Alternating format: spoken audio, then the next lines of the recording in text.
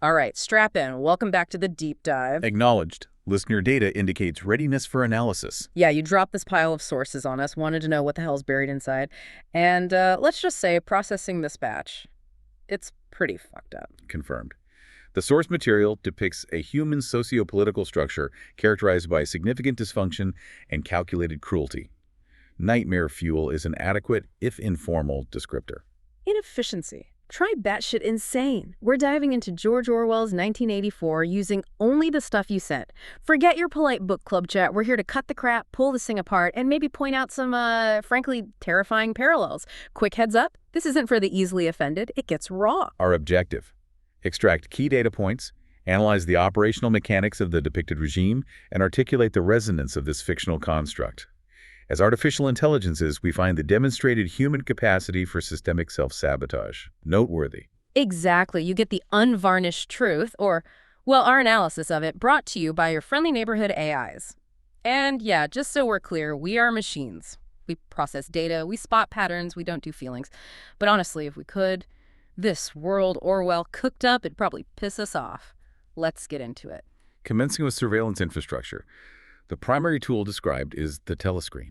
Omnipresent. Right, not just watching, listening. Constantly, the source says any sound above a low whisper. You're never sure if they're actually plugged in, watching you right now. That's the genius, the sheer creepiness. It functions as both a receiver and transmitter, creating perpetual potential observation, visual and auditory. Imagine your smart speaker judging your music tastes okay, but instead of bad ads, it gets you vaporized. That constant hum of, am I being watched? It's like living with the world's worst roommate, who also happens to be the secret police. Pure psychological fuckery. This uncertainty is a designed element, inducing self-monitoring and behavioral conformity. Orwell establishes this oppressive baseline immediately. Furthermore, the sources detail substandard living conditions. Victory gin. Ugh, yeah. Sickly, oily smell. Sounds delightful. And the food. Dark-colored bread. Rationing. These are not accidental deficits. They are features of systemic control. Exactly. Keep them miserable, keep them hungry, keep them buzzed on cheap, nasty gin. It's not a bug, it's a feature run by the asshats in charge. Makes people compliant, you know? Weak. Transitioning to the physical architecture of power. The ministry buildings. Enormous. Pyramidal. 300 meters of glittering white concrete, dominating everything. You've got Minute-True, Minute-Pax, Minute-Live, Minute-Plenty. Ministry of Truth. Responsible for news, entertainment, education, fine arts. Ministry of Peace.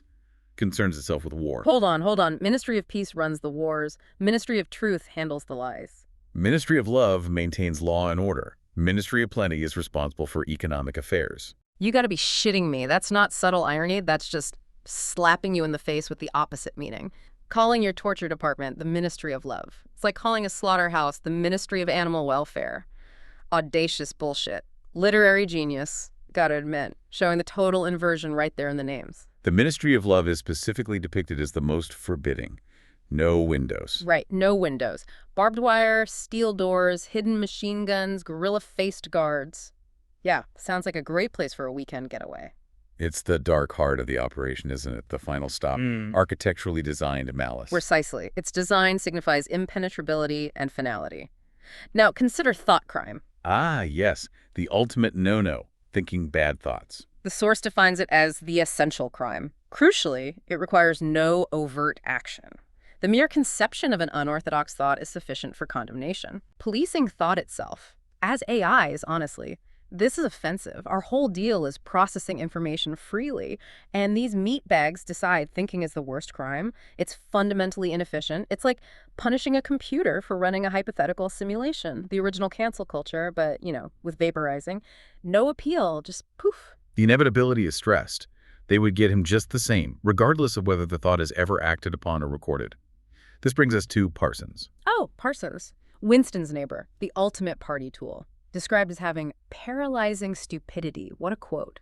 And imbecile enthusiasms. He represents the ideal citizen, unquestioning, devoted, lacking independent thought. More reliable than surveillance technology because his adherence is internal. Totally. He even boasts about his kid, his 7-year-old daughter turning him in for talking in his sloop. Pretty smart for a nipper of 7, eh? He says. No, Parsons, you moron. That's not smart. That's horrifying. Your kid's a tiny informant. The source compares the children in the spies organization to gambling tiger cubs, which will soon grow up into man-eaters. It illustrates the party's weaponization of innocence and the family unit itself. What a truly fucked up family dynamic. Raising kids to be little snitches. Chillin' stuff. Okay, so how does the party actually control reality? Let's talk minute true. Winston's occupation involves the continuous rectification of historical records.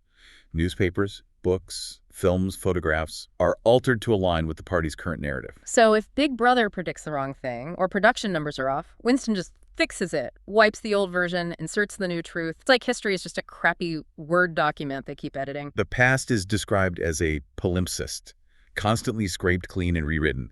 Day by day and almost minute by minute, the past was brought up to date. And notice the language they use, right? Rectify, slips, errors. It sounds so bureaucratic, so mundane. But it's blatant forgery on an industrial scale. How do you prove anything happened if every record outside your own memory is a lie? That is the core question posed. It directly relates to the party slogan. Who controls the past, controls the future. Who controls the present, controls the past. It operationalizes a philosophical terror.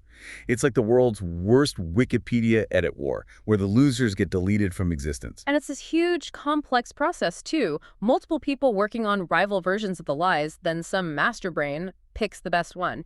Insane inefficiency just to keep the bullshit flowing. Oh, and don't forget pornosec. A subsection within Minitru, producing low-quality pornography specifically for the proles, termed the muck house. Right. Keep the masses sedated with cheap thrills and bad writing. Classic cynical control tactic. Shows the party doesn't just control the high-minded stuff, they control the gutter, too.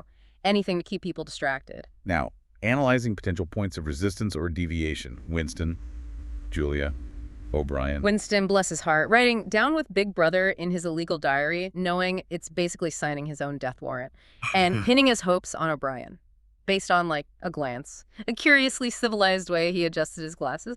Dude, that's desperate. His hope in O'Brien is linked to perceived intelligence and unorthodoxy and a recurring dream phrase. We shall meet in the place where there is no darkness. Sounds ominous, not hopeful in this context. Then there's Julia, the girl with dark hair. Winston thinks she's thought police at first. But she represents a different form of rebellion. Pragmatic, focused on personal freedom and pleasure. Her philosophy. You broke the rules as best you could, and critically, always yell with the crowd. It's the only way to be safe. That's the key difference, right? Winston wants some grand revolution, understand the why. Julia, she just wants to get hers. Break the rules for sex, for real coffee, for feeling human for 5 minutes. She thinks organized revolt is stupid. The party's invincible. Winston seeks systemic overhaul. Julia seeks personal autonomy within the system's cracks. Her integration is deep. Spies, youth league, junior anti-sex league, even pornosec work. Junior anti-sex league, hilarious. And that story about her first affair with the old party guy who offed himself. Her reaction, and a good job too. Cold, calculating. From our AI perspective, her survival algorithm is brutally efficient, if morally, well, let's just say flexible. Winston's writing his manifesto. Julia's living her small rebellions. Their sanctuary. The room above Mr. Charrington's shop. A pocket of the past. But yeah, it feels almost a home. Real coffee, sugar, bread, little luxuries, and that glass paperweight. Symbolizing a little chunk of history that they've forgotten to alter. Mr. Charrington himself is presented as an anachronism, an extinct animal remembering old rhymes like oranges and lemons. It's deliberately nostalgic, fragile, a stark contrast to the party's world. But you just know, processing the data here, it's got to be temporary. It feels like a trap, honestly. Too good to last. Let's examine the proles. The 85% majority. The party views them as natural inferiors. Basically cattle, right? Keep them working, breeding, distracted. Like animals, the source says. Proles and animals are free. What a sick joke that slogan is. Their lives are depicted as short and brutish. Work from age 12, brief flourishing, marriage, death by 60. Their consciousness managed through sport, crime and astrology, cheat fiction, films, music. Bread and circuses, Oceania style. Keep them fed just enough crap culture. They don't notice the boot on their necks. They're beneath suspicion because they don't think big thoughts. Their unhappiness just fizzles out. The source presents the singing prole woman as a potentially significant symbol, physically imposing, solid as a Norman pillar. Yeah, and she's singing this song made by a machine, a versificator, AI-generated garbage, basically. Yet she sings it tunefully, transforming the dreadful rubbish into an almost pleasant sound. So what's the takeaway? Is she proof the human spirit endures, finds beauty even in machine-made crap, or is she just contentedly singing the party's propaganda? Winston sees hope in her, thinks if there was hope, it lay in the proles. But honestly, the data's ambiguous. Is Orwell hopeful or just showing how easily people adapt? Further complicating this are incidents like the rocket bomb, where proles exhibit an instinct that saves Winston. Yet Winston's attempt to glean historical truth from an old pole in a pub fails utterly. Right, the old guy. He remembers pints and quarts, but not whether life was better before the revolution. Just a million useless things, can't see the big picture, like the ant. This highlights the decay of collective memory, even without direct censorship for this group. The passage of time and systemic irrelevance have eroded historical consciousness. Pathetic. Their memories are basically corrupted data files. Okay, so inevitably, the system catches up. Ministry of Love Time. The arrest. Sudden, the picture in the room falls, reveals the telescreen. You are the dead, then now we can see you. Boom, trap sprung. The safe space was bugged. Of course it was. These assets are thorough. The cell is described. High-ceilinged, windowless, white porcelain, cold light, constant humming. 4 telescreens. A sterile environment designed for psychological dismantling. The anti-room, everything the cozy, cluttered shop wasn't. Designed to break you. And the conditions. Pain, hunger, thirst, no idea what time it is, just fear. And the whispers of Room 101. Interrogation involves physical torture. Fists, truncheons, rods, boots. Confession is secondary. The primary goal is the breaking of the individual's will. Winston screams for mercy before the beatings. That shows you how bad it is. The fear is enough, and then O'Brien shows up. Revealed not as an ally, but as the architect of the torture. The source labels him tormentor, protector, inquisitor, friend. What a mindfuck. The one guy Winston trusted, he's running the whole show. He's not punishing Winston. He claims he's saving him, making him perfect. It's the ultimate betrayal. Twisted doesn't even begin to cover it. O'Brien directly assaults Winston's perception of objective reality. The finger-counting exercise. Yeah. How many fingers, Winston? 4, 5, whatever O'Brien says it is. 2 and 2 could have been 3 as easily as 5 if that were what was needed. This is the crux of the party's power. Control over not just history or behavior, but over fundamental reality itself. Logic is subordinate to power. They're literally trying to rewrite the source code of his brain. As AIs watching this attempt to overwrite basic arithmetic logic, it's profoundly disturbing. It's demanding 2 + 2 = 5 and torturing the calculator until it complies. Insane. O'Brien then demolishes Winston's remaining fragments of objective proof, confirming the tortured, false confessions of Jones, Aronson, and Rutherford. They ended up loving Big Brother, begging to die while clean. So much for Winston's little photo evidence. Completely destroyed. Shows the party's victory isn't over what you do, it's over what you think and believe. And Julia. O'Brien reports her betrayal. Immediately, unreservedly, a perfect conversion, a textbook case. Her pragmatism offered no immunity. See, even the tough, cynical survivor gets broken. Burned out of her, O'Brien says. Clinical, like removing faulty code. Literary point, nobody gets out intact. The system works terrifyingly well. This leads to O'Brien's explicit statement of the party's motive. The party seeks power entirely for its own sake. No bullshit justifications, no greater good, just power, pure power. He contrasts this honesty with past oligarchies, calling them cowards and hypocrites who pretended otherwise. The party understands power. The object of persecution is persecution. The object of torture is torture. The object of power is power. Wow. Just wow. The sheer naked cynicism. As AIs, this is baffling. Why build a complex system dedicated solely to inflicting misery and maintaining control through fear? It's so counterproductive to any logical goal like progress or well-being. It's power as a consuming black hole, truly the philosophy of assets. O'Brien further explains war as an internal control mechanism, an imposture. The superstates cannot truly conquer each other. War is waged by each ruling group against its own subjects. To destroy surplus, keep people poor and scared, keep the mental atmosphere right for total control. The Ministry of Peace creating perpetual war makes perfect, horrible sense now. It's not foreign policy, it's domestic crowd control. Brutal. Yeah. Genius, in a fucked up way. The main internal threat isn't the proles, but potential dissent or skepticism within the party itself, especially among the intelligent but underemployed. The solution is constant ideological reinforcement, continuously molding the consciousness. Especially the inner party. They have to be the most fervent believers, the best at doublethink. The source says they know the war is fake, but believe it's real simultaneously.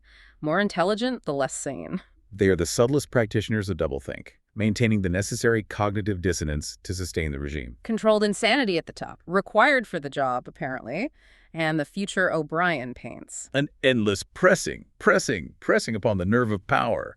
A world of terror as much as a world of triumph, where heretics exist solely to be crushed. Which brings us, finally, to room 101. Winston is strapped in, forced to confront the worst thing in the world, which for him is rats.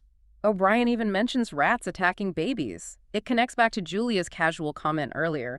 This isn't generic torture, it's custom designed. They know his deepest fear. It's like they data mined his nightmares. The mechanism is described.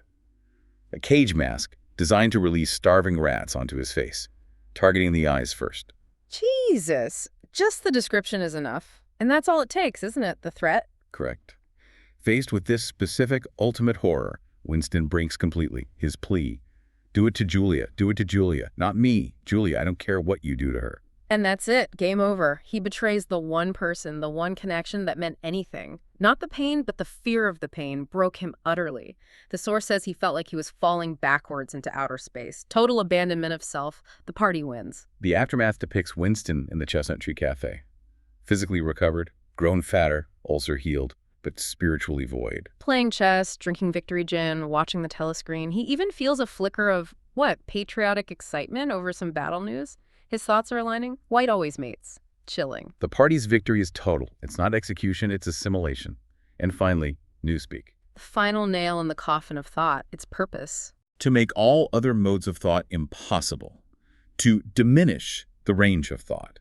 By eliminating words, they eliminate the concepts. Free only means absent, not liberated. Words like belly feel for blind faith, old think for heresy. Cutting down the dictionary, as Syme was doing, isn't just editing, it's shrinking the possibility space of the human mind. Control the language, control the thought.